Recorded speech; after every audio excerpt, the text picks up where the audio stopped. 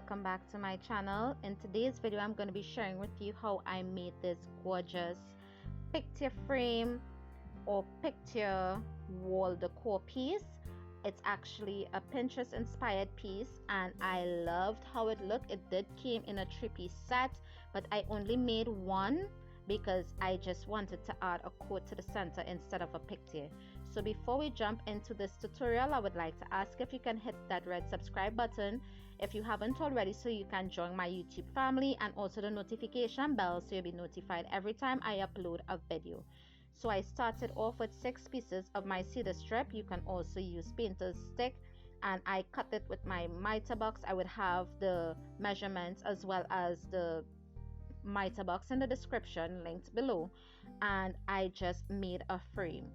I took my wood glue, which is my Gorilla wood glue, and I glued all the pieces together, and I took some of my clamps and clamped it so that it stayed in place while it dried. You can purchase those clamps at the dollar store. I will also find a link and have it down in the description for you as well.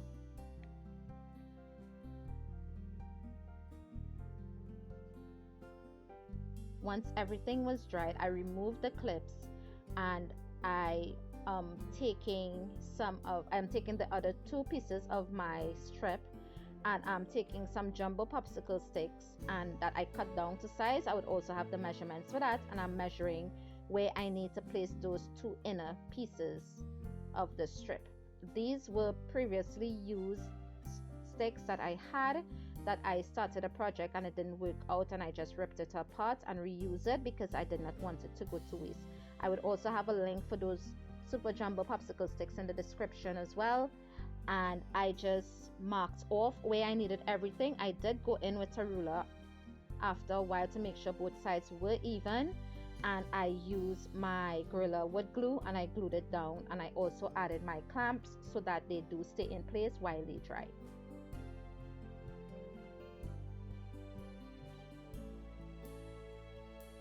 Once everything was completely dried, I then went in with my pieces of popsicle stick and I glued those down, and I went all the way up. I used 6 pieces on either side, and I did place some of my heavy ceramic elephants on top so that they do stay down, because some of the pieces were warped a little, and I let that dry completely as well.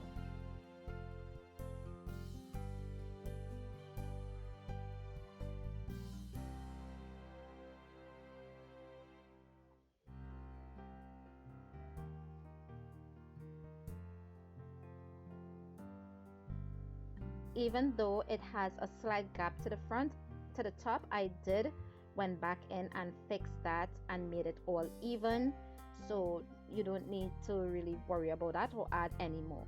I then went in with my Elmer's wood filler in walnut that is sandable and paintable, and I just went into the crevices where each piece meet that had a gap, and I added the filler there and let it dry completely, so that way I wouldn't have any spaces to fill in with the paint.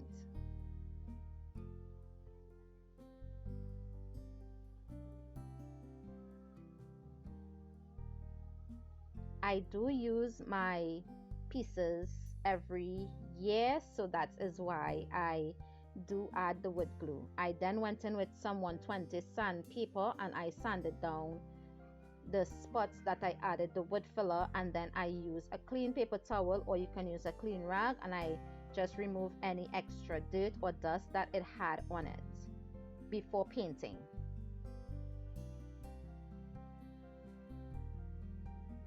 You can also stain this piece, but I wanted the exact replica of what I saw on Pinterest, so I took my Ceramcoat paint in white lace that I got from Plaid, and I painted the entire piece starting with the edges. I did not paint the back because you wouldn't be seeing the back, but if you want a finished complete look, you can do that. You can, as I said, you can also stain this or whitewash it. You can do whatever you choose, or paint whatever color you choose to suit your decor.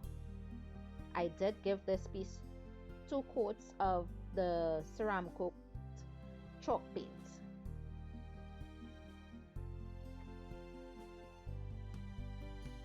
And as I said, I would have a link for everything down in the description below. I needed some brown acrylic paint to distress this piece to give it that worn look, and I didn't have any on hand, so I took my daughter's acrylic paint and I just lightly dry brush the paint all over the piece. And then I went in with my 120 sandpaper again, and I gave it a very good sanding because I wanted the edges to look like it has been there for years, and it's been distressed and rustic, and I just wanted that look, and I love how that look with, and it do match my home decor. So you can, as I said, you can make this to suit your decor anyhow or any way that you want. And I went in with a clean paper towel or a rag, and you can remove any dust or debris that it has on it. I then took some paperboard that I had on hand as well, and I cut it down to fit the center of the frame. And I'm taking my Ceramcoat in oyster shell from Plaid, and I gave it 1 coat. It's also a chalk paint, and I let that dry completely before stenciling on my wording that I wanted to.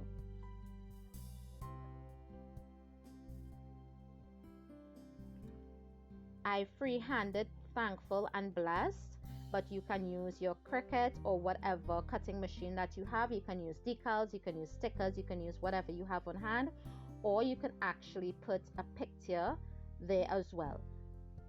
I just took some black acrylic paint and I'm just painting on the words and letting it dry completely before attaching it to the frame.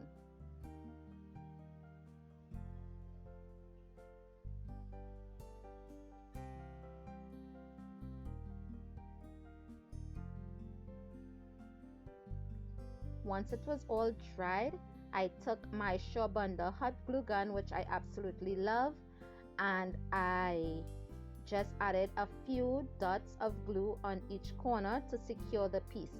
I did make sure to turn the piece around so that I can check to make sure that it was centered properly, which it wasn't, so I had to remove it and do it all over again.